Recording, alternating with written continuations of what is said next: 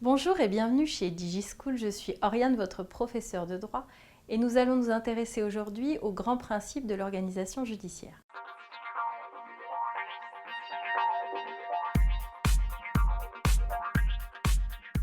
En France, l'organisation de la justice repose sur un certain nombre de grands principes. Ces principes sont là pour assurer l'efficacité de la justice et puis également sont nécessaires au bon fonctionnement de notre démocratie avec la séparation des pouvoirs, etc., etc. Alors, on peut en citer un certain nombre. Les plus importants, il s'agit de l'égalité des justiciables, de la gratuité de la justice, du principe de collégialité, du droit à un procès équitable et puis enfin du droit à un procès d'une durée raisonnable. Il faut savoir que la plupart de ces principes sont communs à tous les systèmes judiciaires européens puisqu'on retrouve ces principes à l'article 6 de la Convention européenne des droits de l'homme. Alors nous allons nous intéresser un petit peu plus en détail à ces principes.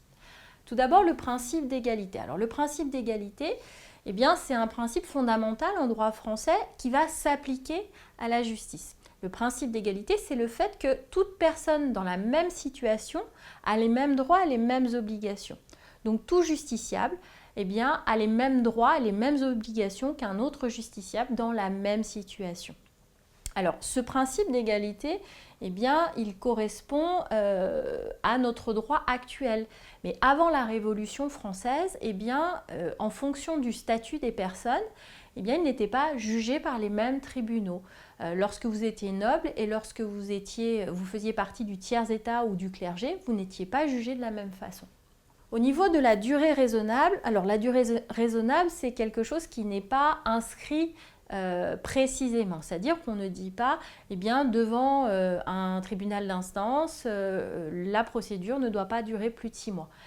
On a une moyenne, c'est-à-dire que devant un TGI, un tribunal de grande instance, le procès dure en général 14 mois. Et ces durées diffèrent selon les tribunaux devant lesquels on se retrouve. Il faut quand même savoir que la durée raisonnable, elle est contrôlée par la Cour européenne des droits de l'homme et il arrive à la France d'être condamné parce que le procès a duré trop longtemps. En ce qui concerne la collégialité est un principe très important en droit français en termes de justice parce que c'est l'idée qu'un juge seul sera moins efficace, moins impartial qu'un tribunal où il y a plusieurs juges. Donc le principe en France, c'est que les tribunaux doivent être composés de plusieurs juges, en général 3. Donc ça, c'est le principe. Il existe des exceptions. Justement, souvent pour accélérer les durées de procédure, les juges devant le tribunal d'instance et les juges de proximité siègent seuls. Cela correspond en réalité, au niveau des exceptions, aux litiges les moins importants. En termes de gratuité, alors la gratuité est toujours une question qui est fortement discutée. La gratuité part du principe que la justice est un service public. C'est-à-dire que les juges sont payés par l'État grâce aux impôts. Donc le fonctionnement de la justice est assuré par les impôts. Mais ça ne veut pas dire que lorsque l'on est en procès, lorsque l'on va intenter une instance en justice, cela ne veut pas dire que l'on n'aura pas de frais à payer. En effet, il y a des frais de procédure et d'honoraires.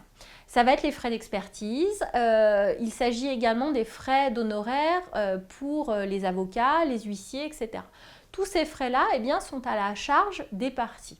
Afin d'assurer un minimum d'égalité, étant donné que tout le monde n'a pas les mêmes revenus, il existe l'aide juridictionnelle. L'aide juridictionnelle, c'est une prise en charge partielle ou totale des frais de procédure et des honoraires d'avocats, etc.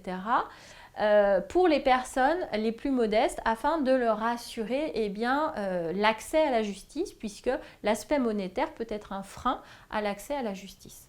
Le droit au procès équitable est un autre grand principe qu'il faut bien comprendre. Alors, le droit au procès équitable a plusieurs aspects. D'abord, la publicité des débats. La publicité des débats, c'est le fait que la procédure doit être publique. En clair, si vous avez envie un jour d'accéder et d'aller voir une audience, vous en avez tout à fait le droit. Les portes du tribunal sont censées être ouvertes au public. Il existe cependant des exceptions. Ces exceptions, elles ont lieu lorsque pour une bonne justice, pour la tranquillité des débats, eh bien, on estime que le procès doit se tenir à huis clos. C'est notamment le cas dans les affaires qui concernent des mineurs. Alors, la publicité des débats, c'est aussi l'accès, sauf exception, à la presse. C'est-à-dire qu'on peut avoir un compte-rendu de ce qui se passe dans les tribunaux et on peut y avoir aussi accès par voie de presse. Le respect du contradictoire. Le respect du contradictoire est un autre aspect du procès équitable. Le respect du contradictoire, eh bien, c'est le fait que les parties doivent pouvoir échanger les arguments et le juge doit entendre les arguments de toutes les parties. Et au pénal, cela signifie également que le juge doit entendre le défendeur, celui qui est accusé de l'infraction, en dernier.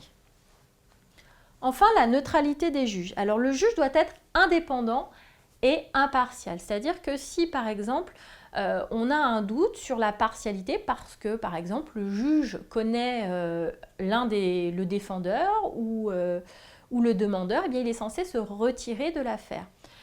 Et on peut demander à un juge de se retirer de l'affaire si on a une bonne raison. La neutralité des juges est également assurée normalement par le fait que les juges doivent siéger à plusieurs. Donc la neutralité est également garantie par la collégialité. J'espère que cette vidéo vous aura été utile. Je vous invite à consulter nos autres documents et nos autres vidéos sur notre site internet. Je vous dis à bientôt chez DigiSchool.